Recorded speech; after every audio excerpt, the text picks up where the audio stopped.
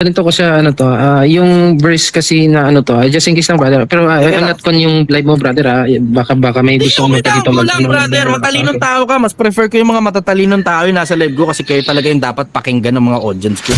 Okay, so yung tanong ko kasi sa mga Trinitarian, if Jesus was God, and then yung word na ginamit sa John 1:1 is in the beginning, how can you claim yung Jesus is God in beyond time or before time when yung word na ginamit ni John is in the beginning, which is yung salitang beginning is a time element. Tama So ka. ibig sabihin yung in the beginning, it is when the time begins. Pagdating doon sa phase 3 nung verse, the word was God. So how can you claim yung word God when yung word na yun has a beginning, in the beginning?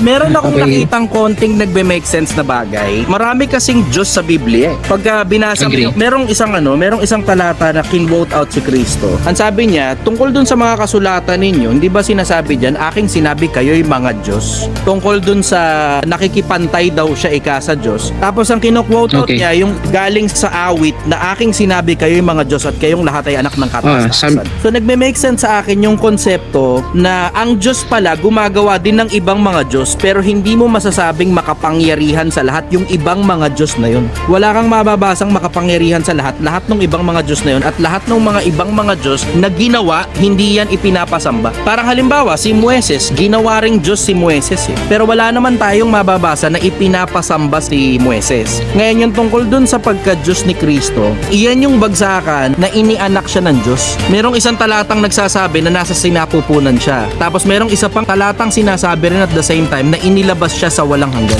Okay, so may verse akong counter objection po dyan. Sige. Gusto niyo pong itry? Sige, oh. Okay, di ba may verse sa Book of Revelation na sinabi doon ni John, si John din po nagsabi he was slain before the foundation of the world. Ang tanong ko po, ilang beses po namatay si Kristo?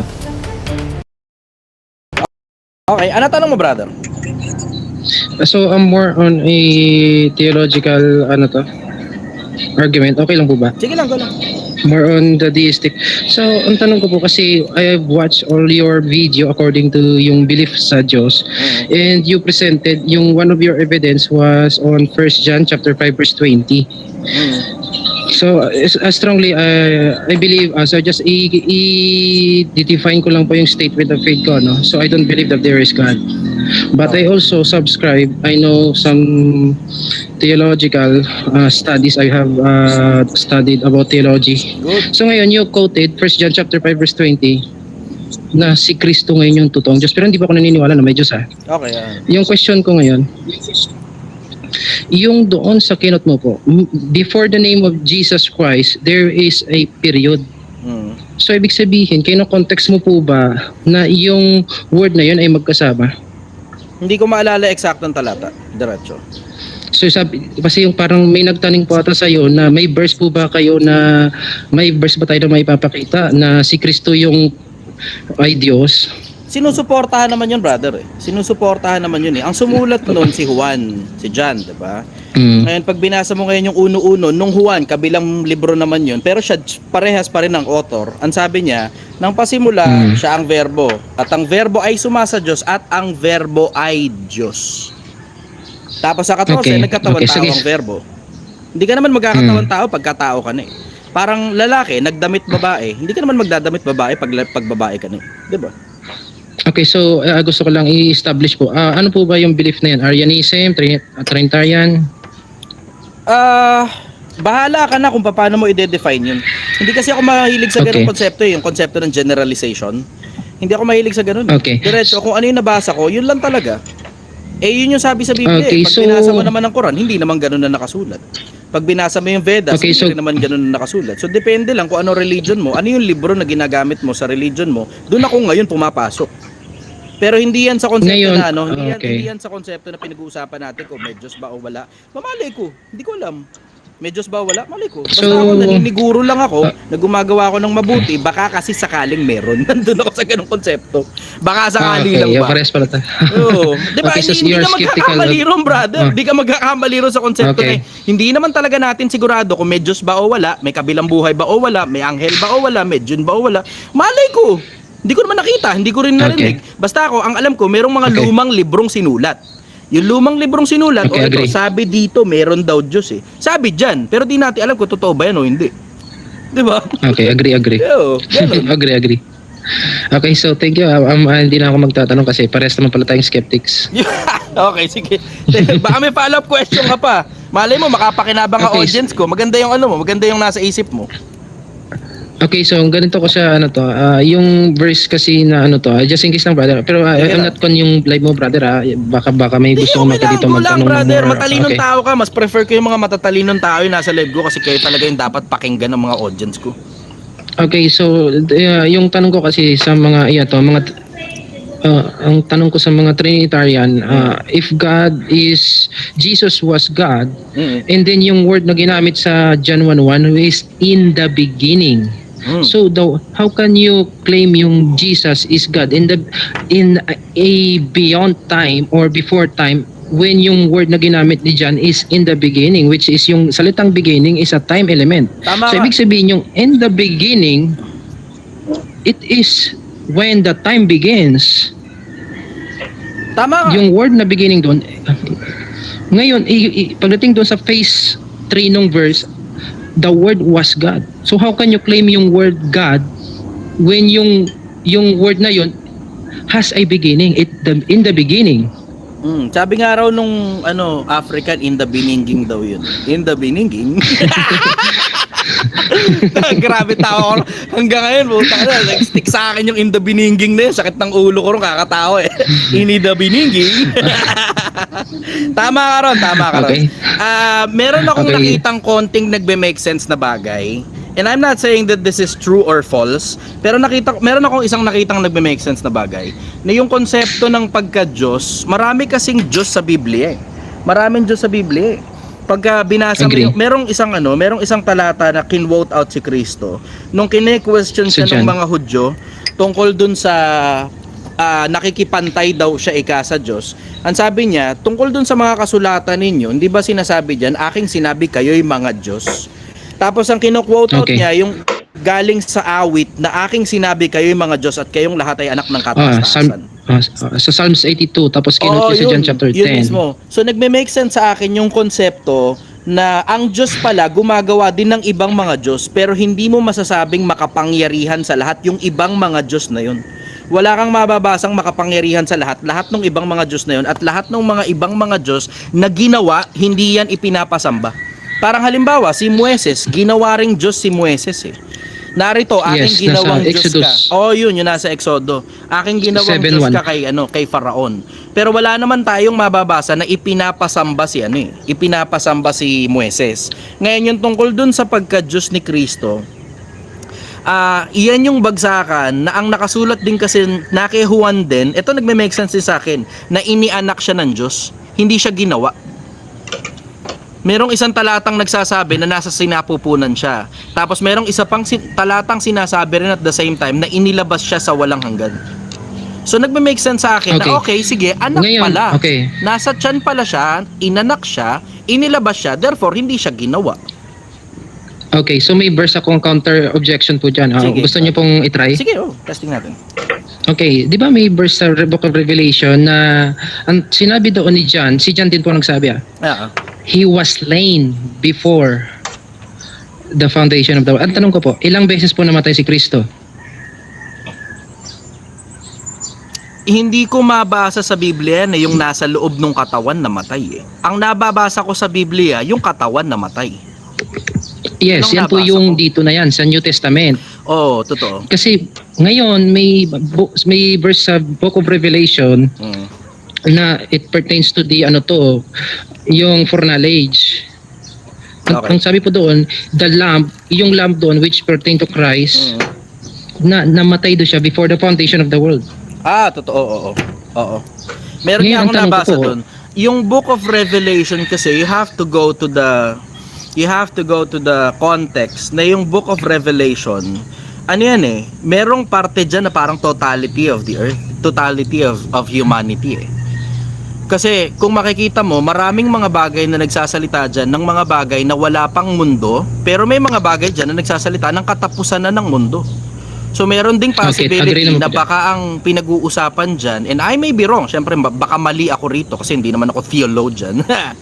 Vlogger lang ako diba? Vlogger ako Pero I may be wrong, maaaring ang possibility dyan is katulad ng sinasabi ng Iglesia ni Cristo na yun daw ikang salita pinanukala mula sa walang hanggan.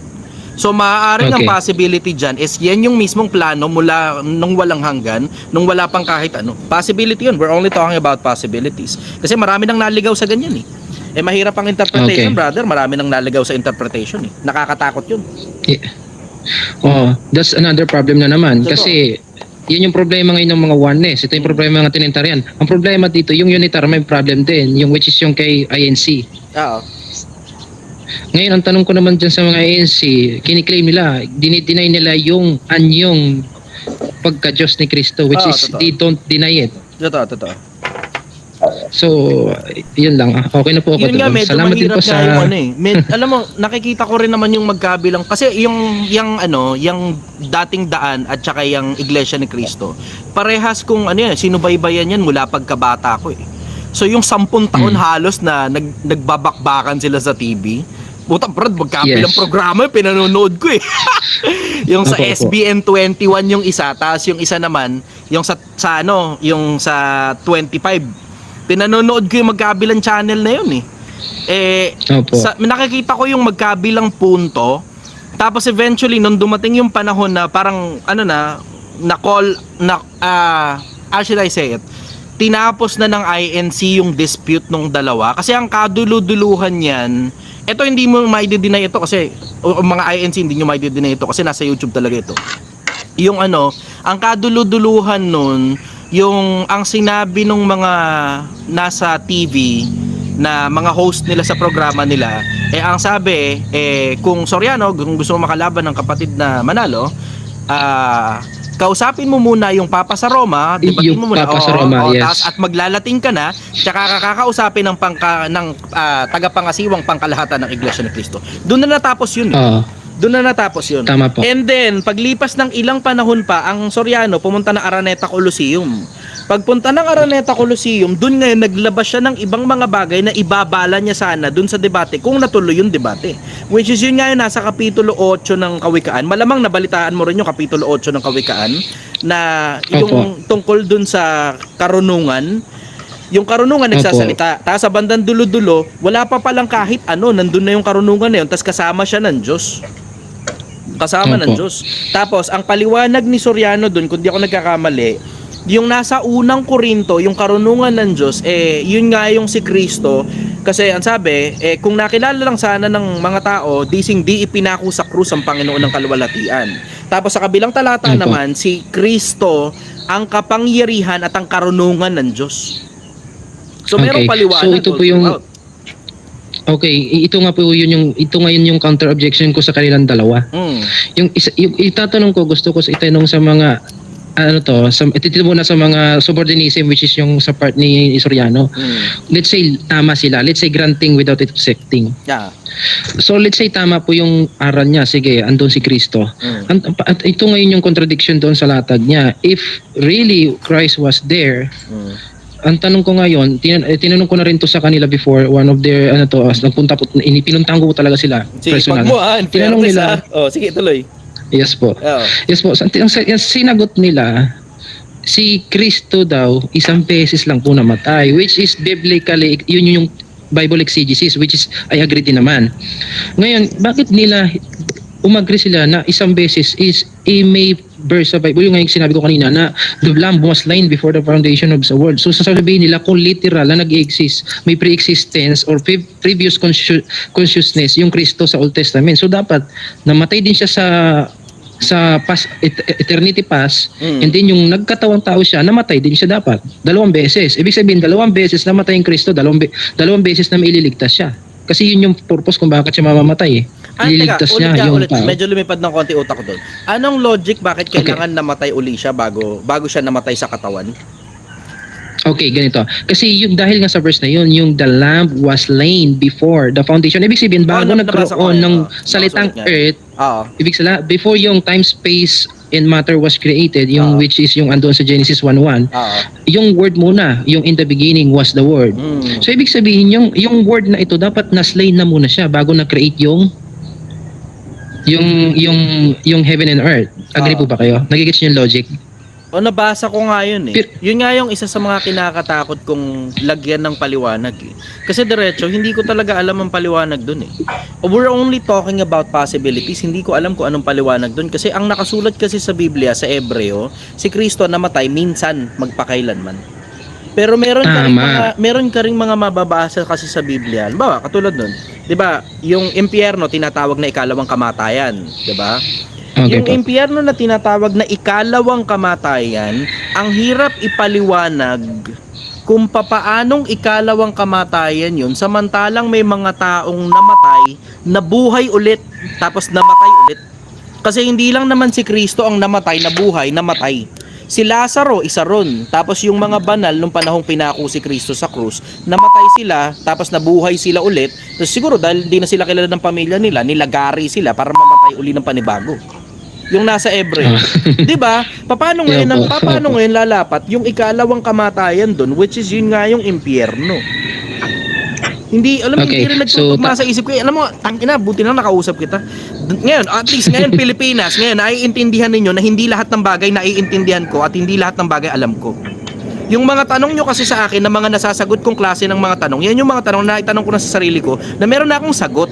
Nasagot na yan eh. Pero hindi lahat ng tanong ko sa sarili ko nasagot. Katulad niyan, isa sa mga tanong ko yan sa isip ko eh. Wala pa rin akong sagot hanggang ngayon tungkol doon sa bagay na yan na pinatay na siya bago pa ginawa ang sanlibutan. Nababasa kasi yun eh. Hindi mo pwedeng i-deny na nababasa talaga sa Biblia yun. Kung anong ibig sabihin nun, hindi ko alam. Pero I'm only banking in the possibility na baka etong lahat, kasi alam mo, tinan mo, ang MIT, lihis lang ako ng konting lihis lang to. Ang MIT, Massachusetts Institute of Technology, sinasabi nila there's that 50% possibility na lahat nitong mga bagay na nakikita natin ngayon is simulation lang, including our lives. So merong possibility na baka lahat ng bagay nangyari na. Kasi tingnan mo, meron ding isang talatang nagpapatunay niyan na kay Solomon, ang sabi ni Solomon sa Ecclesiastes, ang lahat ng bagay ay nangyari na, at ang mangyayari pa ay nangyari na rin, ngunit hinahanap ng Diyos ang nakaraan. Paano nangyaring ang lahat ng bagay nangyari na? Tapos hindi rin natin maipaliwanag pati deja vu, brother. Hindi ko alam, brother. Okay, alam ko po yung doctrine. Ang tawag po diyan, yung theological icon po yan, yung po yung doctrine of the predestination and foreknowledge. Nagigets ko yung predestination, baka magkaiba lang tayo ng... Ano ba definition mo sa predestination? So parang biblical po ako pero hindi po ako naniniwala. Nililinaw ko po, I'm skeptics. Yeah. Okay, so yung based on from what I studied, yung from predestination, it was because of the choice in this present. That's the reason why you are predestinated. You are selected by that choice in here. But the problem, ang gusto ko maintindihan nila, but that scenario already happened in the foreknowledge of God. Coherent po siya, coherent. Possibility. Ibig sabihin yung all potential possibility of choices and realities on that foreknowledge already come to pass, which is yung word, yung logos. Tapos mamimili na lang tayo kung alin-alin yung mga choices sa pipiliin natin based dun sa mga possibilities na nakalatag, ano? Oh yes, but ang problema diyan, yung reality isa lang, hindi pwede maraming reality. Yung potential reality of choices sa perspective po yun ng Diyos na pinaniniwala nila. Ang problem, yung reality natin isa lang. Hindi yan maraming pwedeng kasi linear lang ang time. Linear Tama po, agree po ba kayo? Linear ang time. Ngayon, yung reality isa lang. Ibig sabihin, yung sin, matatouch ngayon yung salvation. Ito yung kini-question ko diyan sa mga matatouch ngayon yung salvation kasi yung salvation mismo, ang lumalabas nito yung Diyos na pinaniniwalaan nila, gustong maging superhero.